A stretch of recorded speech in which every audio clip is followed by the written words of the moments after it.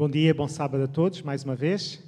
Nós hoje temos o privilégio, temos o Ezequiel Duarte connosco aqui na igreja. Muitos poderão conhecer o Ezequiel dos programas da Novo Tempo. É um excelente apresentador e também participa em várias outras atividades. E neste momento é o departamental da comunicação, mas também para os assuntos públicos e liberdade religiosa. E a sua formação como advogado é bastante útil também, como vão ver mais à frente, para esta função que tem na nossa União Portuguesa dos Adventistas do Sétimo Dia. Por isso, nós queremos agradecer muito, Ezequiel, a tua presença aqui. Lembrar que esta tarde, às 3h30, teremos um programa especial que convidamos todos a estar presentes também. E Deus abençoe o teu ministério e a tua família também. Obrigado. Muito obrigado por estas belas palavras. Hoje, aqueles que puderem, às 3h30, 15h30, aqui na Igreja de Cascais, vamos ter uma apresentação. Vou falar sobre a lei da liberdade religiosa. Eu acho que acaba por ser interessante, porque há muitos pormenores ligados à lei que eventualmente muitas pessoas não conhecem. Em que medida é que nós estamos protegidos em algumas áreas? Muitas curiosidades sobre a educação, sobre a alimentação, sobre a guarda do sábado. Enfim, aqueles que quiserem, que tiverem dúvidas, sobretudo quem está aqui no nosso país há menos tempo. Infelizmente tenho sentido que há algum aproveitamento por parte de algumas instituições em pessoas que não conhecem tanto a lei, por isso se puderem estar aqui hoje às 15h30, dúvidas, anseios, enfim, vão ter aqui um advogado que durante 1 hora pode responder a todas as vossas questões. Se quiserem aproveitar, completamente grátis, hoje é sábado. Todos os assuntos que vocês quiserem, excepto divórcios, não vou tratar do divórcio de ninguém, mas tudo o que sejam assuntos ligados à liberdade religiosa, ligados a assuntos laborais, assuntos ligados à educação, venham a partir das 3h30, vamos dissecar um pouco esta lei e vamos partilhar um bocadinho sobre como é que em Portugal é respeitada esta questão da liberdade religiosa. É um prazer estar aqui na Igreja Adventista do Sétimo Dia de Cascais, é uma honra para mim estar naquela que é a 6ª maior igreja do país. Sim, a Igreja Adventista de Cascais é a 6ª maior igreja que existe entre as 114, são 308 membros que compõem esta igreja. Já agora, a título de curiosidade, em primeiro lugar, a igreja maior do país é a Igreja de Lisboa Central, depois a Igreja de Setúbal, depois a Igreja do Porto, a Igreja de Alvalade, a Igreja de Braga e em 6º lugar está a Igreja Adventista do Sétimo Dia de Cascais, que faz parte da história da Igreja Adventista a nível nacional. Como muitos dos irmãos sabem, foi em 1904 que Clarence Renfro, o primeiro missionário norte-americano, chegou ao nosso país. Este ano celebramos os 120 anos da chegada do Adventismo a Portugal e Cascais tem uma presença muito, muito importante na história da nossa Igreja. Apesar de só há 81 anos é que existir realmente um grupo de crentes que se reúnem aqui precisamente em Cascais, a verdade é que a primeira cerimónia batismal teve lugar precisamente na praia de Carcavelos no dia 21 de setembro de 1906. E foi também o primeiro missionário, Clarence Renfro, que viveu precisamente aqui, em Cascais, em Carcavelos, e ele escreveu a dada altura, numa das suas memórias, sabem que ele tem um diário, e esse diário com as memórias de Clarence Renfro está guardado na nossa publicadora, aqui perto, em Sintra, está guardado num cofre, onde nós temos ali um livro com mais de 100 anos, onde Clarence Renfro fazia as suas, no fundo explicava as rotinas que ele tinha no seu dia-a-dia, e então ele escreveu em relação a Cascais o seguinte, escrevia ele: esta é uma pequena vila com cerca de 100 habitantes e eu acredito que ele não estaria a falar na vila de Cascais, mas mais em Carcavelos, que era onde ele vivia. E dizia ele que parte destes habitantes são ingleses e fica a cerca de 13 quilómetros a oeste de Lisboa, em direção ao oceano. Podemos ver alguns pequenos montes a cerca de 10 quilómetros. E então ele dizia que fazia exercício e ele saía da sua casa de manhã e ia a correr em direção à praia. E ele diz que no caminho passava por terrenos de uma estação de cabo submarina. Como vocês sabem, Cascais, ou a praia de Carcavelos, foi o elo de ligação entre os primeiros cabos submarinos que uniram a Europa à África, passando pelos Açores. E nesta altura, esses cabos estavam em construção, enfim, estavam a ser ali construídos, e Clarence Renfro relata precisamente a visita que ele fazia quando ele ia fazer o seu exercício físico à praia de Carcavelos, e é curioso que ele resolveu precisamente vir morar para Cascais, porque ele precisava de aprender português, E não terá sido por acaso que a primeira cerimónia batismal realizada no nosso país foi precisamente aqui perto, na praia de Carcavelos. Fazendo esta introdução em relação a este lugar lindíssimo onde nós estamos, quero falar um bocadinho, antes de nos debruçarmos sobre a temática da pregação desta manhã, sobre qual é o trabalho, e acho que é importante, qual é o trabalho do Departamento de Comunicação, Assuntos Públicos e Liberdade Religiosa. Este departamento basicamente representa a Igreja em diversos momentos. Aqui vemos, nesta fotografia, um desses encontros, um diálogo intercultural que acontece pelo menos uma vez por mês. Este aconteceu em Lisboa. Temos aqui alguns dos representantes das principais confissões religiosas do nosso país, representantes da comunidade hindu, do Centro Ismaili, da Igreja Católica, da Aliança Evangélica Portuguesa. Enfim, são diversos os representantes destas confissões que, num encontro promovido pelo Estado, no caso pela AIMA, como vocês certamente conhecem, a Agência de Integração, Migrações e Asilo, que reúne os diferentes representantes das confissões religiosas para procurar encontrar mecanismos que, em conjunto com o Estado, possam fortalecer o ensino das religiões, sejam elas quais forem. Portanto, estes encontros, que regularmente acontecem pelo menos uma vez por mês, visam precisamente isso, haver um diálogo entre as diferentes religiões para perceber em que medida é que, através dos organismos públicos, é possível ensinar as religiões e a liberdade religiosa àqueles que querem ter uma religião, àqueles que querem mudar de religião e àqueles que simplesmente não querem ter uma religião, sendo estes os princípios basilares da liberdade religiosa.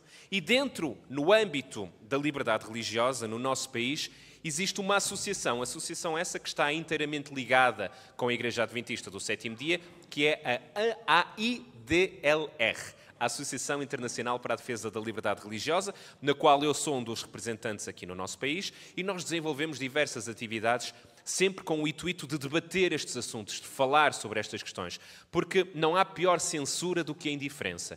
E é muito perigoso quando nós não debatemos as questões da liberdade religiosa, quando nós não debatemos esta temática da guarda do sábado, do porquê de nós podermos ter a nossa consciência, defender a nossa consciência e guardar a nossa consciência da forma como nós temos presente no nosso meio. E então a AIDLR desenvolve iniciativas para falar sobre estas questões. E a minha pregação desta manhã visa precisamente refletir sobre o seguinte: em que medida é que, além da AIDLR ou da IRLO, ou de muitas outras associações que visam promover a liberdade religiosa, em que medida é que a identidade adventista, em que medida é que a Igreja Adventista do Sétimo Dia e a sua identidade intrínseca àquilo que nós somos há mais de 120 anos no nosso país, em que medida é que esta identidade é também ela uma voz na defesa da liberdade religiosa. Este é o tema central da pregação de hoje, por isso eu convidava que vocês pudessem abrir as vossas Bíblias no Evangelho de João, capítulo 8, versículos 31 e 32. Estes são dois versículos muito conhecidos e serão eles a base para a nossa reflexão esta manhã. Evangelho de João, versículos 31 e 32 do capítulo 8. Disse Jesus aos judeus que haviam crido nele: se vocês permanecerem firmes na minha palavra, verdadeiramente serão meus discípulos e conhecerão a verdade, e a verdade vos libertará. A identidade adventista está ligada indelevelmente à liberdade. E é disso que vamos falar hoje. Vamos falar de liberdade, vamos falar de vida, vamos falar do amor de Deus, vamos falar do sábado, vamos falar da gênese da identidade adventista. Eu gostaria de começar por este primeiro item ligado à identidade adventista. Só com liberdade de consciência e de escolha podemos adorar a Deus. É esta liberdade que nos permite, em qualquer momento, tomar a decisão que nós queremos por adorar ou não adorar a Deus. Nós usamos muitas vezes no nosso meio uma frase que para nós faz muito sentido, para algumas pessoas fora do âmbito religioso se calhar é mais difícil de compreensão, que é o livre-arbítrio. Mas o livre-arbítrio não é nada mais, nada menos do que a nossa consciência a atuar, porque Deus assim nos concedeu essa liberdade. Gálatas 5:1. Aqueles que quiserem podem também abrir as vossas Bíblias, senão também está projetado capítulo 5, versículo 1. Estai, pois, firmes na liberdade com que Cristo nos libertou e não torneis a meter-vos debaixo do jugo da servidão. A liberdade de responder ao convite que Deus nos faz é uma liberdade que Ele próprio nos deu.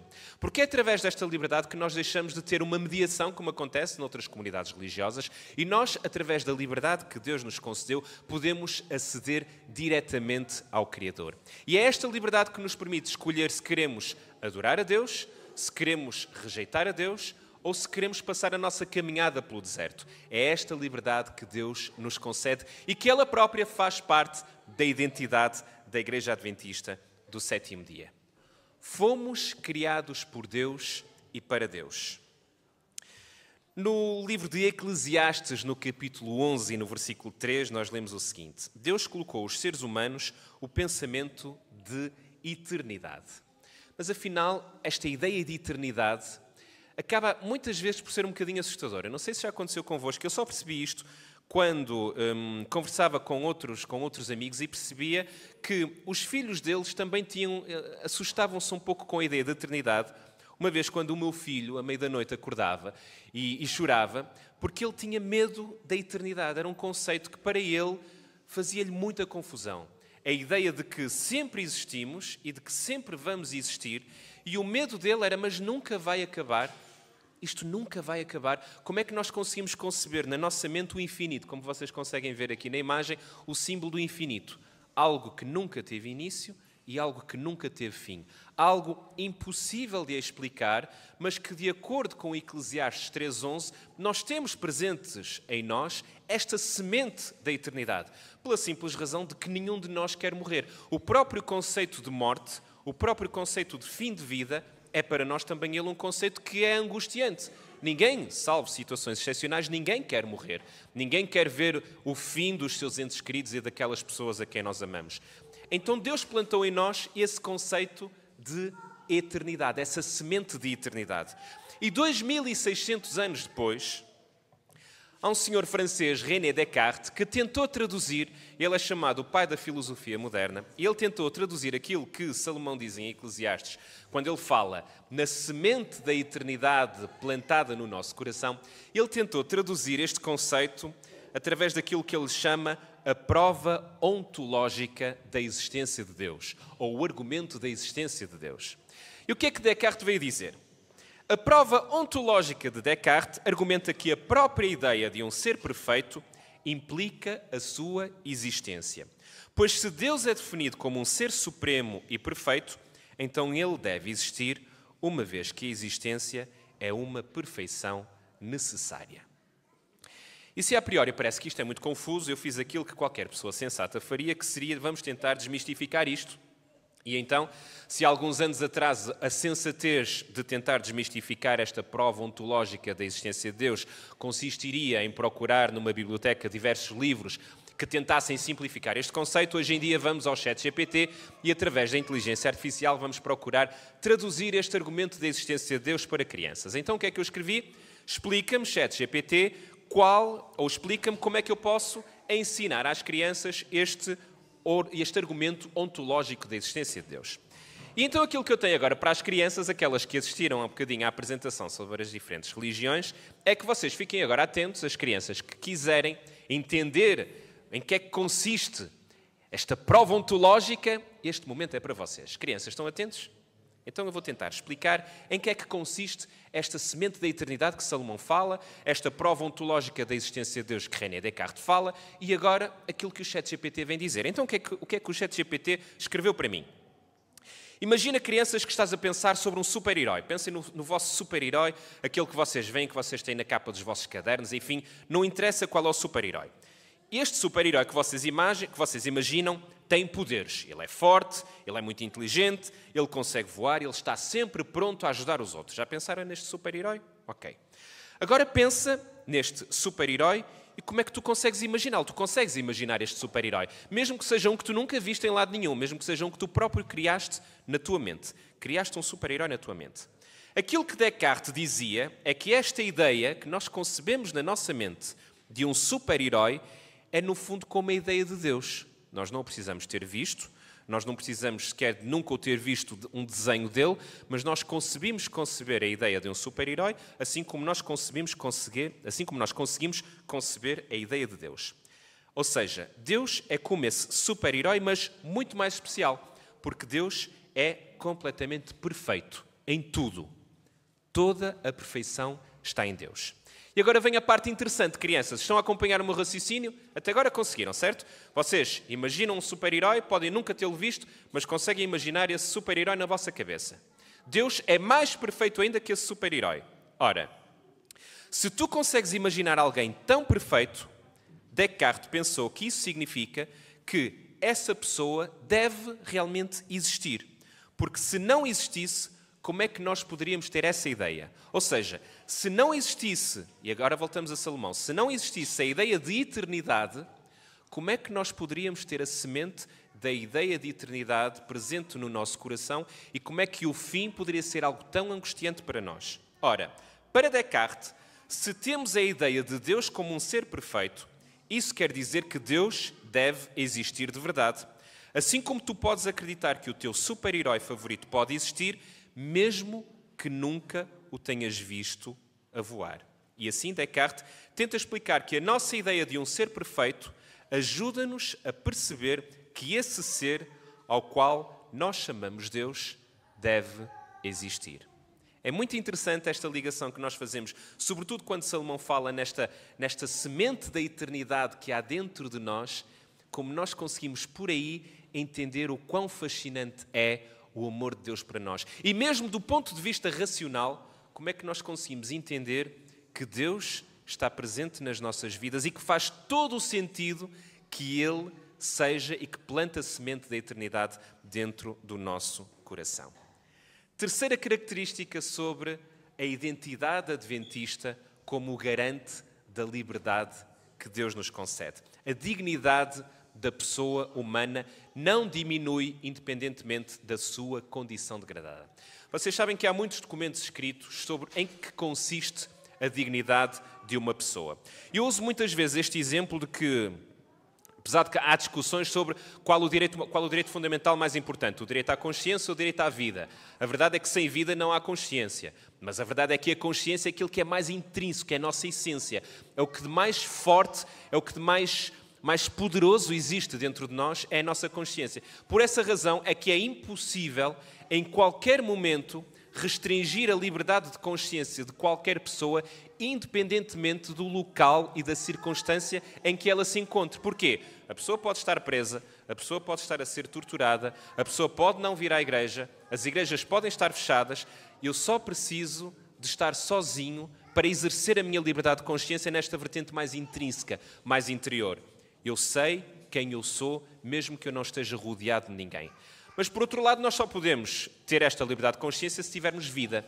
E um dos exemplos que eu muitas vezes uso para dizer que o direito à vida é o que de mais há importante em relação a tudo, é quando há um acidente na estrada. Se há um acidente na estrada, se alguém precisa de auxílio, seja uma ambulância, seja um incêndio, seja um simples atropelamento, tudo aquilo que está ali à volta para. A pessoa pode estar atrasada para uma consulta, pode estar atrasada para um exame, para uma viagem de avião. É completamente irrelevante o atraso daquela pessoa, porque tudo ali para, os carros param, a prioridade é dada às ambulâncias para que aquela pessoa seja socorrida e o direito à vida daquela pessoa é o que mais importa em relação àquele tempo e àquele espaço. Ora, se nós temos o direito à vida, a nossa dignidade está também ela ligada à vida. Por isso é que no nosso país, e já há muitos anos, não há pena de morte, ao contrário de outros países, porque não importa, e falamos aqui da realidade portuguesa, não importa aquilo que a pessoa faça, de acordo com o ordenamento jurídico português, o mais importante é a vida e pode fazer a coisa mais horrível que nós possamos imaginar, a vida dela sempre será preservada. E mesmo que aquela pessoa vá para uma prisão e que esteja durante 20 e muitos anos, que é a pena máxima que alguém pode cumprir em Portugal, mesmo que esteja durante muitos anos naquela prisão, ela vai sempre ter direito à assistência hospitalar, a medicamentos, a tratamentos médicos, até uma cirurgia de urgência. Porquê? Porque o mais importante é o direito à vida. Mas a nossa dignidade, o direito à vida que nós temos, vem precisamente de Deus. E é por isso que nós lemos no livro Parábolas, se fosse possível passar no livro Parábolas de Jesus, a seguinte citação. Embora esteja sob pó e lixo, a moeda é ainda de prata. O possuidor procura porque é de valor. Assim, todo o ser humano, embora degradado pelo pecado, é precioso aos olhos de Deus. Como a moeda traz a imagem e a inscrição do poder reinante, igualmente quando foi criado, o homem trazia a imagem e a inscrição de Deus. E conquanto agora manchada e desfigurada pela influência do pecado, permanecem em toda a alma os traços dessa inscrição. Deus deseja recobrar essa alma e sobre ela gravar a sua própria imagem em justiça e em santidade. Isto significa que perante Deus não existem graus de dignidade. Todos somos dignos pela associação com aquele que é digno, que é Deus. A nossa dignidade não deriva da Declaração dos Direitos do Homem, não deriva de nenhum artigo, de nenhum código, não deriva de qualquer tipo de estatuto. A nossa dignidade deriva simplesmente pelo facto de que perante Deus todos somos dignos. E além desta mera promoção da liberdade que nós aqui falamos, desta promoção que a Igreja Adventista faz, aquilo que na verdade define a liberdade, aquilo que define a nossa liberdade sem restrições é a vida. E é nesta ligação entre liberdade e vida que nós podemos entender que todas as iniciativas desenvolvidas, sejam elas quais forem, pela Igreja Adventista do Sétimo Dia em qualquer parte do mundo, visam sempre promover a liberdade, porque só pela liberdade nós podemos ter vida. Eu tenho aqui um pequeno gráfico, não é um gráfico, é uma lista, parece uma lista de compras, mas na verdade eu estive aqui a procurar encontrar os dados mais importantes da Igreja Adventista do Sétimo Dia em Portugal. Estes números: 114 igrejas ou grupos, 12.097 membros, 61 ministros do culto, 8 departamentos, 5 departamentos associados, 3 serviços, 6 associações, 5 instituições de ensino, 4 estabelecimentos de solidariedade social, um canal de TV, uma estação de rádio, uma casa publicadora. No fundo, todo este trabalho que é desenvolvido todos os dias, em algumas destas instituições, como os lares ou como os órgãos de comunicação, 24 horas por dia, ininterruptamente. Instituições de ensino, a mesma coisa. Todas estas instituições que existem têm simplesmente um objetivo: promover a vida. Vida em abundância. A vida que Deus nos dá em virtude da liberdade que Ele próprio também nos concede. Mas isto leva-nos a uma pergunta: qual o objetivo desta liberdade que nós aqui promovemos? Se eu promovo a liberdade, se eu promovo a vida, qual é o grande objetivo? Para que é que nós fazemos tudo isto? Porque o amor é o objetivo da liberdade. Por isso é que quando no início eu dizia acompanha-me neste trajeto, começamos com a liberdade, da liberdade passamos para a vida e só há vida com amor. No fundo são conceitos que estão completamente intrínsecos a toda esta identidade adventista que eu quero transmitir a vocês. Lemos o seguinte no livro Grande Conflito, que temos à entrada, temos muitos livros ali na montra, distribuímos o livro Grande Conflito, mas se nós quiséssemos resumir o livro Grande Conflito numa espécie de sinopse, lemos o seguinte: o Grande Conflito terminou. Página 678. Pecado e pecadores não mais existem. O universo inteiro está purificado.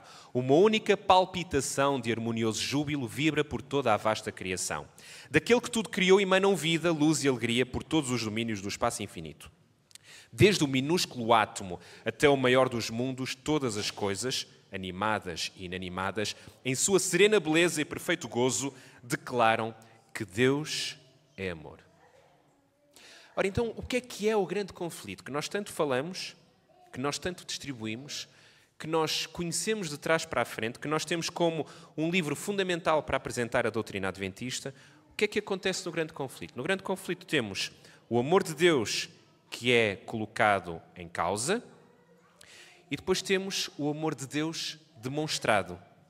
Porque o amor de Deus é demonstrado precisamente através do fundamento principal do amor de Deus, que é a liberdade. Esta liberdade que Deus demonstrou por nós na cruz, esta liberdade que Deus demonstrou no seu plano redentor, é nada mais, nada menos do que a prova maior do amor que Ele nos mostra, que é: eu fiz tudo isto por ti e tu agora continuas a ter a liberdade para me aceitares ou para não me aceitares. E é esta liberdade o fundamento principal do amor de Deus por nós. E depois, na prática, nós temos muitos momentos, muitas situações, e eu gosto sempre de apresentar situações práticas que possam demonstrar aquilo que nós dizemos na teoria, apesar de que não é possível uma boa prática sem uma teoria por trás. Mas eu gostaria de partilhar convosco algo que que eu tenho sentido. Eu estou neste departamento há 2 anos e eu tenho uma pasta no meu computador em que o título da pasta é Casos de Liberdade Religiosa. É Casos LR. LR é de Liberdade Religiosa. E cada caso que me aparece, do mais simples ao mais complexo, eu crio ali uma pasta e depois reúno toda a documentação, correspondência que eu vou tendo com as pessoas e desde já faço o apelo, se vocês têm algum caso de liberdade religiosa no vosso trabalho, apresentem-me hoje à tarde, falem comigo, porque muitas vezes os casos já me chegam demasiado tarde. Então, quanto mais cedo nós pudermos tratar destes casos, mais fácil é de os conseguir resolver. E dizia então que eu tenho uma pasta no meu computador com diversos casos e tenho já largas dezenas de pastas dentro dessa pasta principal, onde eu reúno toda a correspondência e documentação em relação aos casos que me vão aparecendo, alguns muito complexos, outros mais simples. E aquilo que eu vejo é que muitas vezes uma pessoa que até está afastada da igreja, que não está nos bancos das nossas igrejas, que já não vai há muito tempo à igreja, que está até desligado da convivência diária com os irmãos ou com os familiares, quando aparece um caso em que aquela pessoa tem que decidir se realmente vai trabalhar ao sábado ou não, é muitas vezes quando ela volta para a igreja. É muitas vezes quando contacta o Departamento de Liberdade Religiosa, porque ela sabe que o sábado é realmente um traço identificativo da identidade da Igreja Adventista do 7º dia. E tenho tido muitos casos de pessoas que até estavam afastadas, mas quando confrontadas sobre a sua verdadeira identidade, regressam à igreja, regressam aos caminhos do Senhor. E aquilo que eu vos vou mostrar agora é um caso. Este caso que é talvez o maior caso jurídico que nós tivemos na Igreja Adventista do 7º dia em 120 anos de história, porque é a primeira vez que nós temos a maior entidade em Portugal. Eu uma vez perguntava, num encontro de líderes religiosos internacionais, perguntava-lhes, vocês, no vosso entendimento, qual é que vocês acham que é a maior entidade em Portugal? E um deles brincava, dizia, é o Benfica. Outro dizia, é a Igreja Católica. Mas a maior identidade que existe no nosso país é a Autoridade Tributária Aduaneira. Porque eles têm poderes que os próprios tribunais não têm, que é precisamente aqueles que podem cobrar os nossos impostos. Todos aqui, os que aqui estamos, em princípio, já pagamos impostos. Claro que já pagamos impostos. Se eu vou comprar pão à padaria, eu vou pagar um imposto. Ora, quando nós falamos da Autoridade Tributária Aduaneira, estamos no fundo a falar do Estado. O Estado é tudo aquilo que nós vemos, todos os serviços que nós temos, o Estado dentro do Estado. Porque muitas vezes a Autoridade Tributária Aduaneira é mais poderosa que muitos outros órgãos do Estado que existem e até de órgãos de soberania. E o que é que aconteceu? Nós tivemos uma situação em que 3 estudantes adventistas do 7º dia quiseram ingressar na carreira de inspetoras tributárias. Este caso já ocorreu em setembro de 2022. Estamos em outubro de 2024, ou seja, há mais de 2 anos atrás. E então o exame estava marcado para um sábado, elas recorreram, pediram a minha ajuda, nós escrevemos para a Autoridade Tributária Aduaneira e eles negaram a possibilidade do exame ser feito num outro dia. Utilizaram muitos argumentos. Nós recorremos ao Tribunal, recorremos à primeira instância, à segunda instância, ao Supremo Tribunal Administrativo, ao Tribunal Constitucional, e a verdade é que este caso, o maior caso que alguma vez opôs a questão do sábado, querem saber o resultado deste caso? Hoje à tarde eu vou falar sobre ele. Por isso, aqueles que quiserem saber como termina esta magnífica história que opôs 3 estudantes adventistas à maior entidade que existe no nosso país, hoje à tarde eu vou revelar em pormenor o que é que estava aqui em causa neste caso e em que medida ele é tão relevante para o futuro da Igreja em Portugal, sobretudo na ligação que existe entre pessoas que precisam de fazer exames fora do âmbito escolar para ingressarem ou para progredirem numa carreira. Mas um dos argumentos num destes processos, nós ganhamos alguns, perdemos outros, eu vou explicar isso melhor hoje à tarde, num destes processos foi explicado aos juízes de um destes tribunais em que consistia o sábado. E aquilo que eu vou fazer agora convosco é mostrar o sábado do ponto de vista da Igreja Adventista do 7º dia de 2 formas. Primeiro, vamos ver um pequeno vídeo, um vídeo que explica o sábado, um vídeo que vocês encontram na internet, aqueles que não conhecem podem descarregar este vídeo, está no YouTube da Igreja Adventista, em que medida que, e eu sinto muitas vezes isso, que é difícil para algumas pessoas entenderem o porquê de nós guardarmos o sábado. Parece que não tem lógica para eles, porque não há nada ligado à consciência das pessoas que as leva a guardar um dia, que os leva a guardar um tempo. Mesmo os judeus não têm uma visão tão idêntica à nossa no nosso país. Por isso é que estes casos que nós temos que impliquem recorrer aos tribunais, a esmagadora maioria deles são ligados a adventistas do 7º dia. E numa pesquisa simples, pela base de dados que existe, com todos os casos ligados a esta área, vocês vão encontrar muitos casos da Igreja Adventista do Sétimo Dia. E em que medida é que nós guardamos o sábado? Porquê é que nós guardamos o sábado? Então vamos ver um vídeo que explica o porquê de nós guardarmos o sábado. E depois deste vídeo eu vou partilhar convosco um documento jurídico em que explica e que tentou explicar perante os juízes o porquê de nós guardarmos o sábado numa linguagem mais jurídica e histórica. Podemos ver o vídeo?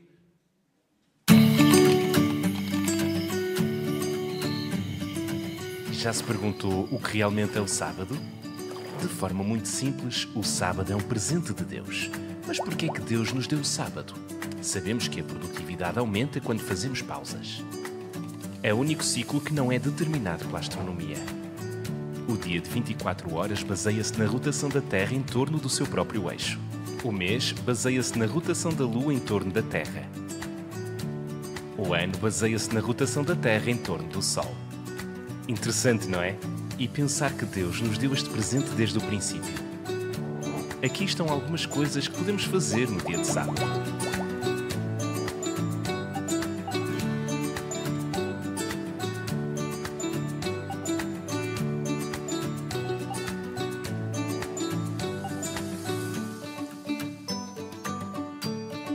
Por que razão, então, existe tanta confusão atualmente?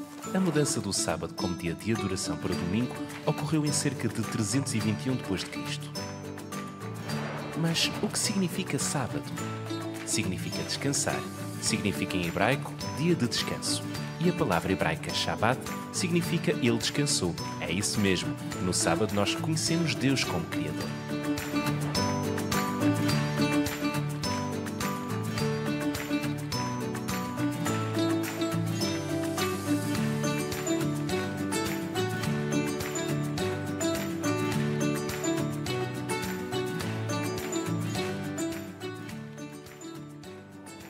Vamos também recordar o que o sábado significa para Deus, tal como encontramos em Gênesis 2:2. No próximo sábado, desfrute de algum deste descanso que Deus lhe concedeu. E se para nós é claro que o sábado, ou como deve ser guardado o sábado, este vídeo ajuda a esclarecer as pessoas que não têm contacto com esta realidade, a verdade é que 2 desses juízes, num desses processos, eles escreveram o seguinte: ora, se nós marcamos um exame e esse exame tem um período de 1 hora, 1h30 ou até 2 horas, ok, são 2 horas, mas ainda sobram 22 horas para que aquelas estudantes ou aquelas pessoas possam guardar o sábado. Ou seja, nós não estamos a restringir a liberdade religiosa da pessoa, a sua liberdade de consciência, ao retirar 2 horas do dia para que elas façam o exame, porque ainda sobra mais 22 horas. Claro que isto para um adventista do sétimo dia, ouvir isto faz-nos sorrir, porque nós temos plena consciência que não é assim que as coisas funcionam, mas nos meios académicos e até, enfim, para uma pessoa ser juiz, tem que ter uma formação muito sólida nas leis, na jurisprudência, na doutrina, mas a verdade é que juízes tiveram este entendimento. Então aquilo que nós fizemos é aquilo que eu vou partilhar convosco, é um documento que está inserido no âmbito deste processo, em que tenta explicar porque é que o sábado é tão importante para um adventista do sétimo dia. E foi este o argumento e este o documento que nós utilizamos para mostrar àqueles juízes, já no âmbito do recurso, o porquê de nós guardarmos o sábado. Diz assim: no entanto, em 325, no primeiro concílio de Niceia, o domingo foi confirmado como dia de descanso cristão, sob o pretexto da comemoração da ressurreição de Cristo. A guarda do sábado foi abolida mais tarde no concílio de Laodiceia. Não obstante, embora o sábado tivesse sido substituído por força do catolicismo pelo dia de domingo, o princípio sabático mantinha-se. Todavia, com o passar dos anos, e sobretudo a partir do século XX, aquele princípio foi-se esbatendo de tal forma que atualmente, para a grande maioria dos crentes da religião católica em Portugal, o domingo passou a ser apenas o dia de ir à missa, acreditando muitos dos fiéis que o seu dever religioso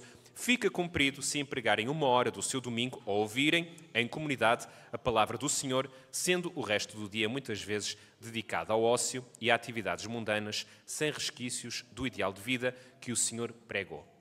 E agora no ponto 4, lemos o seguinte: acontece que os adventistas do sétimo dia mantêm-se muito ligados às Sagradas Escrituras e, nessa medida, são mais próximos do espírito bíblico na interpretação e aplicação do princípio sabático de raiz judaica, sustentando que o sábado é dia de culto e de descanso do trabalho semanal, mas não só. Para aqueles, o sábado, para nós, o sábado deve ser inteira e exclusivamente dedicado ao louvor a Deus e a atividades de cariz espiritual, com forte ligação aos valores perpetuados pela Bíblia, como seja a adoração do Senhor, a dedicação à família, à comunidade, aos doentes, aos mais pobres e desfavorecidos. O sábado é um dia sagrado, logo é um dia santo.